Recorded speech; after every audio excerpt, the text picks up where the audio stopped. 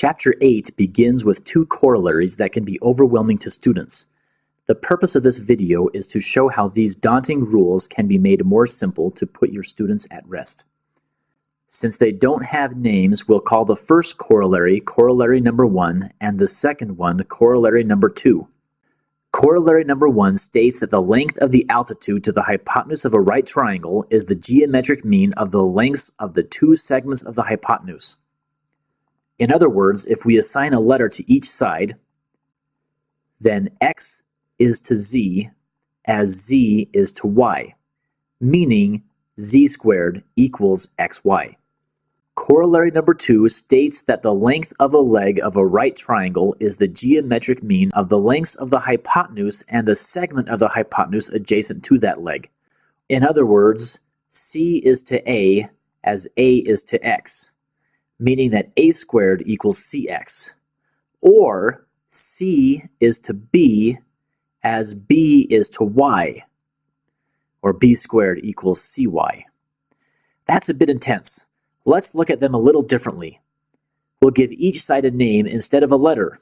So corollary 1 becomes segment 1 is to the altitude as the altitude is to segment 2, or the altitude squared equals segment 1 times segment 2. Corollary number 2 is the hypotenuse is to leg 1 as leg 1 is to segment 1, or leg 1 squared equals the hypotenuse times segment 1. The same is true for leg 2 and segment 2.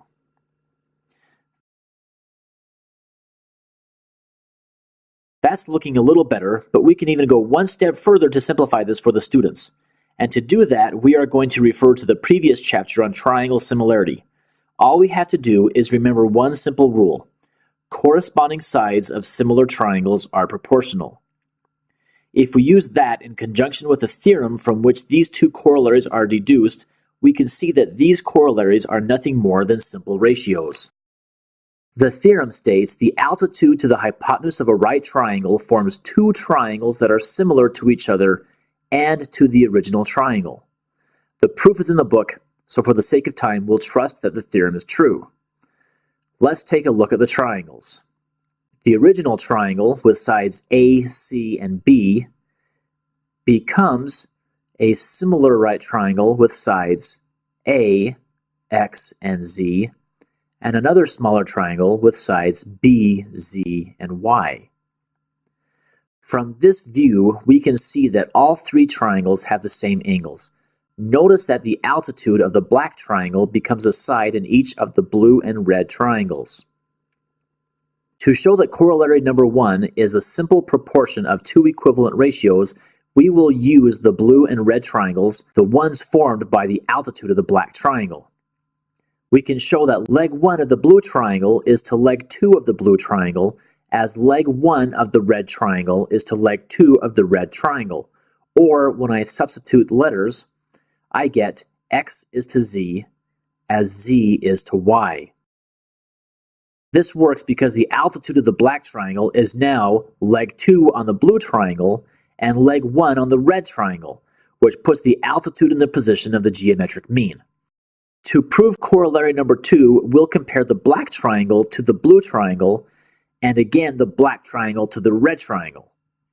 Comparing black to blue, we can show that the hypotenuse of the black triangle is to leg 1 of the black triangle, as the hypotenuse of the blue triangle is to leg 1 of the blue triangle.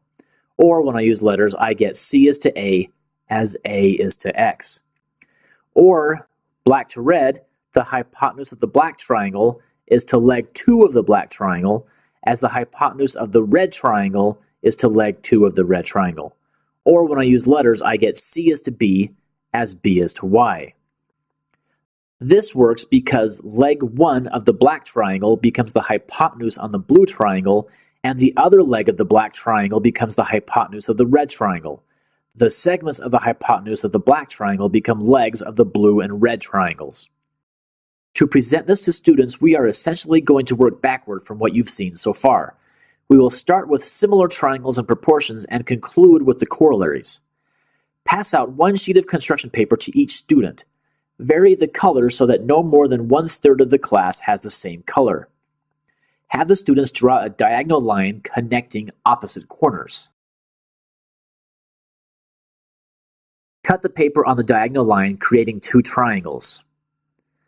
Use the 90-degree angle on one of the pieces to draw the altitude to the hypotenuse of the other triangle.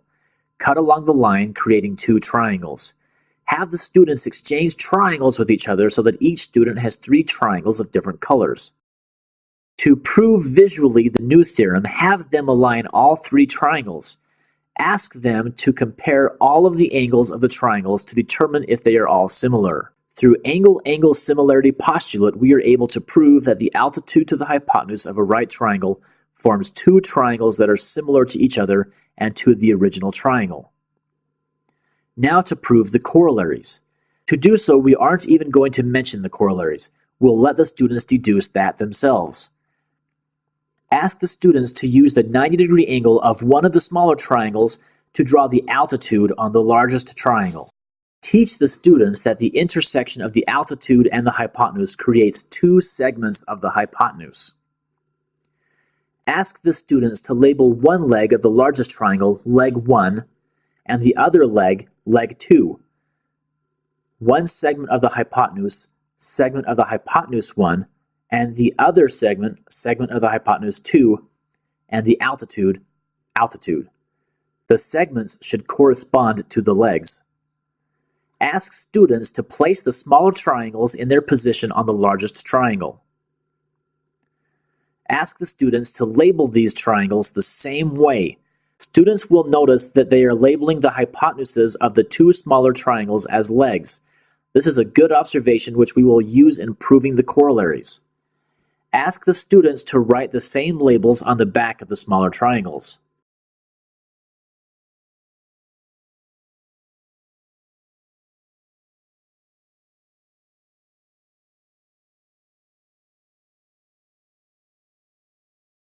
Have the students rotate the three triangles so that their corresponding parts align.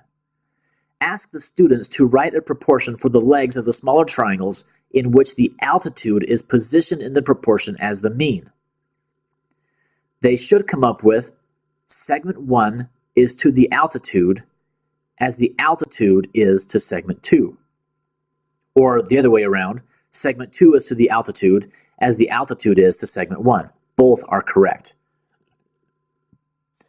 Ask the students what the relationship is between the altitude of a right triangle and the two segments it creates when it intersects the hypotenuse. They will be able to tell you that the altitude is the geometric mean of the two segments of the hypotenuse. Ask the students to use the largest triangle and another triangle of their choice. Ask them to write a proportion for the leg and the hypotenuse of the largest triangle and the leg and the hypotenuse of the other triangle they chose, where the leg is the geometric mean. They will have to get a little clever in choosing sides, and you may have to walk around and do a little assisting, but they should come up with hypotenuse is to leg 1, as leg 1 is to segment 1, or hypotenuse is to leg 2, as leg 2 is to segment 2. Ask them to explain the relationship between the leg and the hypotenuse and its adjacent segment. They should come up with the leg is the geometric mean of the hypotenuse and its adjacent segment. The students deduce a theorem themselves and its two corollaries using only their knowledge of triangle similarity.